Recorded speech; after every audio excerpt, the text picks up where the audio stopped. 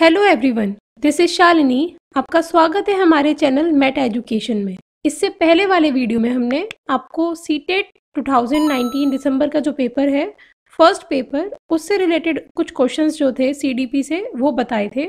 I hope आपको video समझ में आया होगा और उससे रिलेटेड जो भी आपके डाउट्स हैं वो क्लियर हो गए होंगे। अगर आपको उससे रिलेटेड या इस वीडियो से भी रिलेटेड कोई भी डाउट है तो आप हमें फ्रीली पूछ सकते हैं।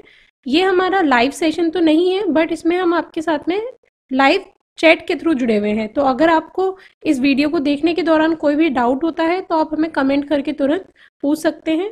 ये उसी जो पेपर है दिसंबर 2019 पेपर 1 का, उसका ये सेकंड पार्ट है। इसमें हमने अगेन 10 क्वेश्चंस को कवर करने का ट्राई किया है। आई होप आपको हमारा ये वीडियो समझ में आएगा और आपके जो भी डाउट्स हैं वो क्लियर हो जाएंगे। Question number 11 is which of the following statement about intelligence is correct. निम्नलिखित कथनों में से कौन सा बुद्धि के बारे में सही कथन है। फर्स्ट है intelligence is a fixed ability determined at the time of birth only. बुद्धि एक निश्चित योग्यता है जो जन्म के समय ही निर्धारित होती है। Second, intelligence can be accurately measured and determined by using standardised test. बुद्धि को मानकीकृत परीक्षणों के प्रयोग से सटीक रूप से मापा एवं निर्धारित किया जा सकता है। Third, intelligence is a unitary factor and a single trait. बुद्धि एक एकात्मक कारक तथा एकाकी विशेषक है। Fourth is intelligence is a multi dimensional and a set of complex ability. बुद्धि बहुआयामी है तथा जटिल योग्यताओं का एक समूह है। इनमें से कौन सा आंसर सही है, जल्दी बताइए। इन चारों ऑप्शन में से कौन सा ऑप्शन आपके अकॉर्डिंग सही है। इसका जो करेक्ट आंसर होगा वो होगा ऑप्शन नंबर 4। आई होप आप में से सभी के आंसर या कुछ के आंसर तो सही आए होंगे। जो है इंटेलिजेंस हमारा multi dimensional and a set of complex abilities कहा गया है, बहुआयामी कहा गया है इसको, और बहुत सारी योग्यताओं का एक जटिल समूह कहा गया है। इसके लिए ये फोर्थ ऑप्शन तो हमारा सही है। बाकी के ऑप्शन सही क्यों नहीं है वो और देख लेते हैं। फर्स्ट में इन्होंने कहा intelligence is a fixed ability. ये कोई फिक्स्ड एबिलिटी नहीं है जिसको और टाइम ऑफ बर्थ मतलब जब जन्म होता है बच्चे का उस समय पे निश्चित या निर्धारित नहीं होती है।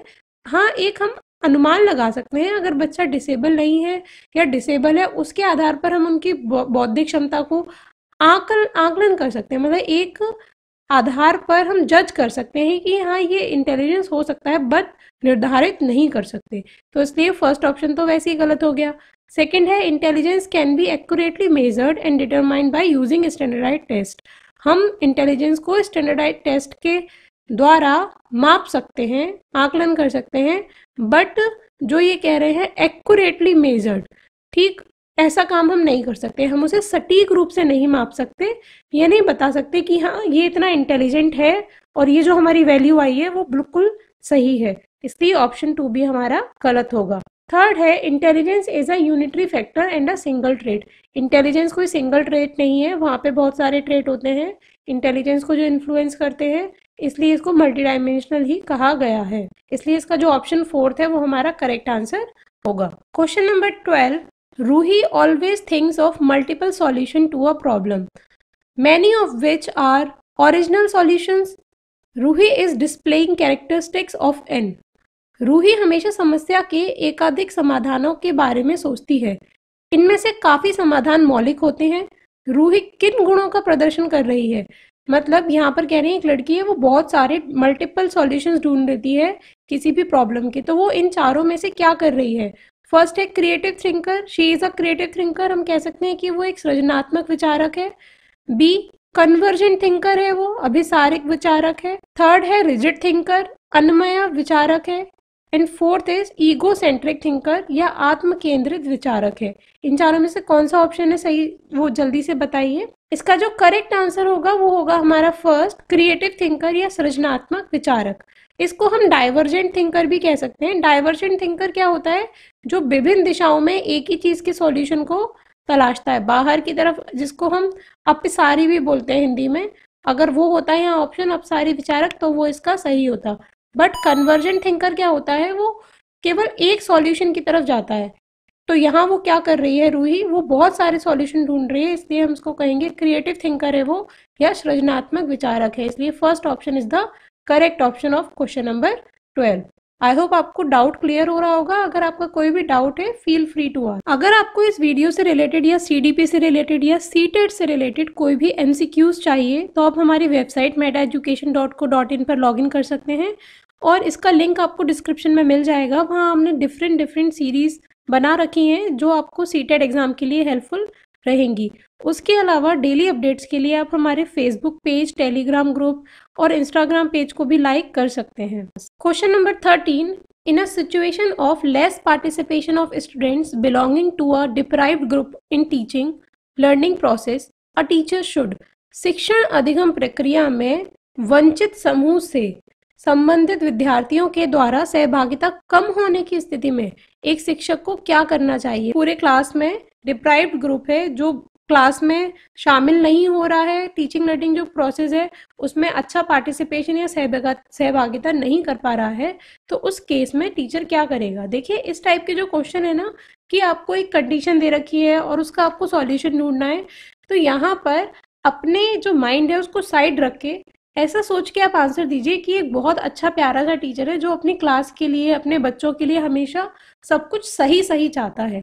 उस वे में आप सोचिए, तब जाके आपके आंसर जो हैं, एक जो रिलेवेंट आंसर सीटेट क्या हमें चाहिए किसी भी क्वेश्चन का या टीचिंग एप्टीट्यूड काइंड ऑफ जो क्वेश्चंस होते हैं उनमें जो हमें सही आंसर चाहिए वो मिल पाएगा। अगर आप अपने पर्सपेक्टिव से सोचेंगे, क्योंकि कुछ थोड़े रिजिड होते हैं टीचर्स, तो वो थोड़ा कठिन दंड और इन सब चीज़ों की बातें करते हैं, तो आप ऐसा करके सोचिए कि एक बहुत प्यारा सा टीचर है, वो अपनी क्लास में सारे बच्चों के लिए सभी कुछ अच्छा करना चाहता है और उस वे में आप अपना पर्सपेक्टिव रखिए, तब जाके आप इन जो क्वेश्चंस हैं उनके सही आंसर दे पाएंगे।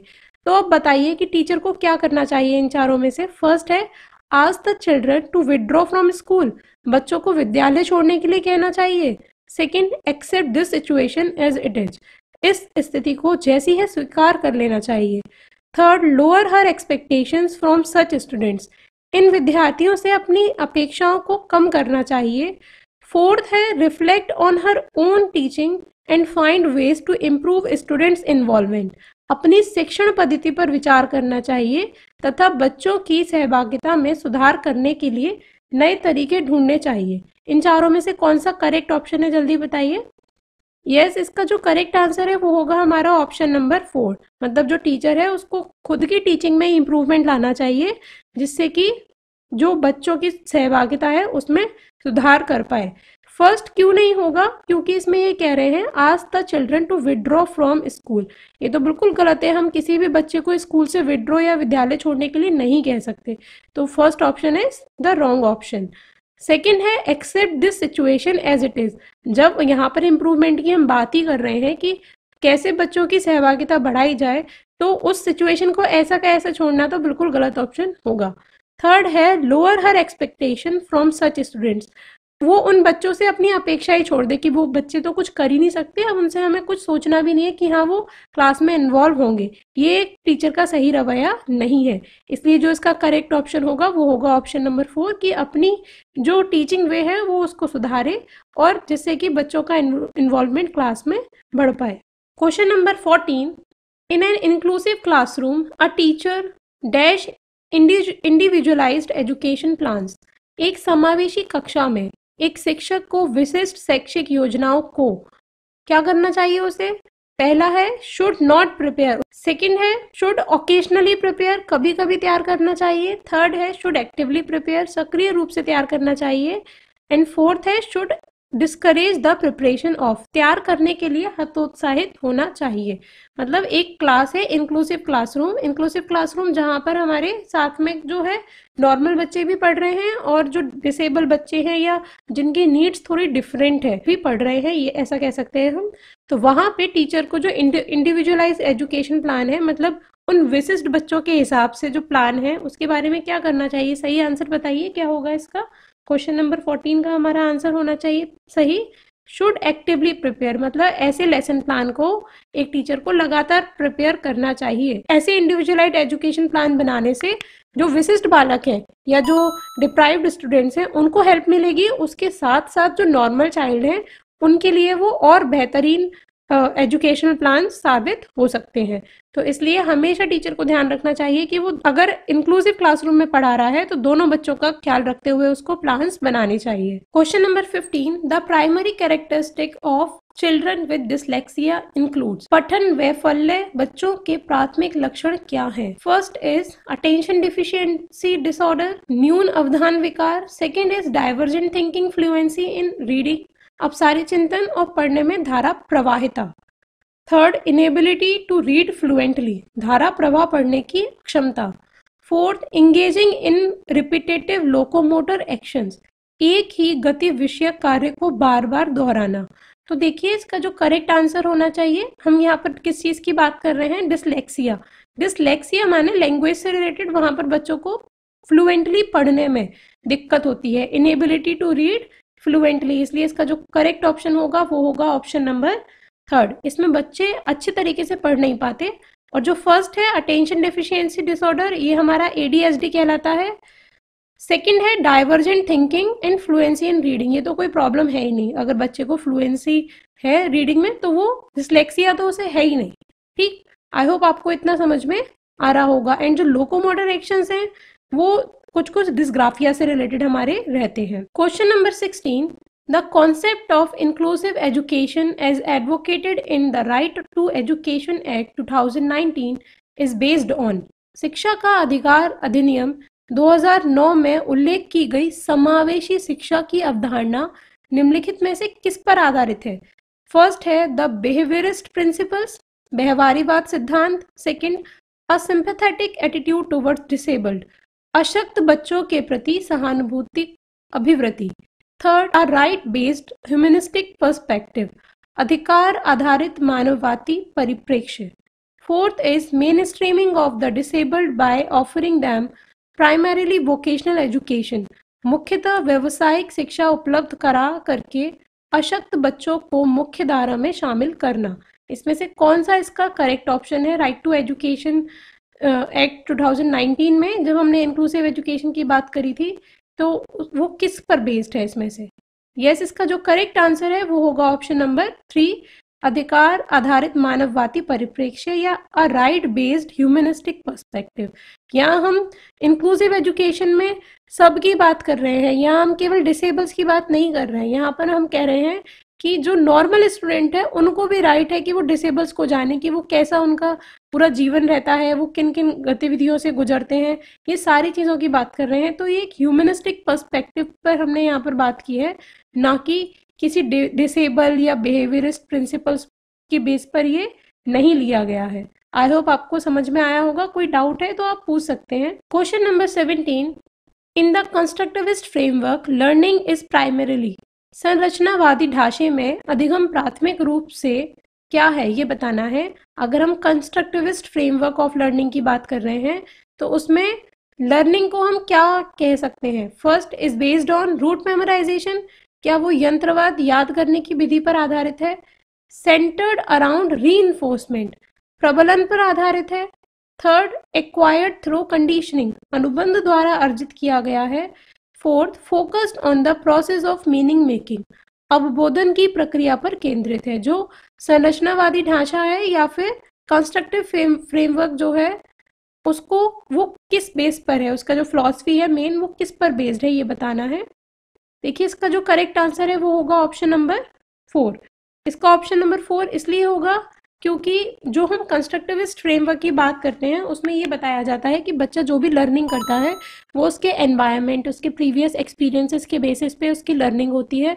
और अगर एक टीचर स्टूडेंट्स की previous learning and previous experiences को कनेक्ट करते हुए उसकी लर्निंग को आगे बढ़ाए या लर्निंग को कंस्ट्रक्ट करे और मीनिंग देते हुए कंस्ट्रक्ट की जाए तो बच्चे की लर्निंग अच्छी होगी। तो इसलिए इसको हम कहेंगे focused on the process of meaning making, मतलब जो भी हम कुछ पढ़ा रहे हैं उसमें कंस्ट्रक्ट की बात आए, वो मीनिंगफुल हो। ऐसा नहीं कि हम उसको जो भी कॉन्सेप्ट्स बता रहे हैं वो सारे एब्स्ट्रैक्ट फॉर्म में देते जाएं। अगर एब्स्ट्रैक्ट फॉर्म भी हम बता रहे हैं तो उसका कुछ ना कुछ कॉन्क्रीट मीनिंग बच्चे को पता होना चाहिए, तब जाके वो अच्छी लर्निंग कर पाएगा। आई होप आपका आंसर सही गया होगा। Question number 19, naive theories that children construct about various phenomena, अनेक घटनाओं के बारे में बच्चों के द्वारा बनाए गए सहजानुभूति सिद्धांतों के संदर्भ में एक शिक्षिका को क्या करना चाहिए। नेव थ्योरीज जो है उसका मतलब होता है जो भी कॉमन सेंस के बेसिस पे बच्चा अपना कोई भी थ्योरीज बना लेता है या कुछ बिलीव बना लेता है, या उसे हम फोक थ्योरीज भी बोलते हैं।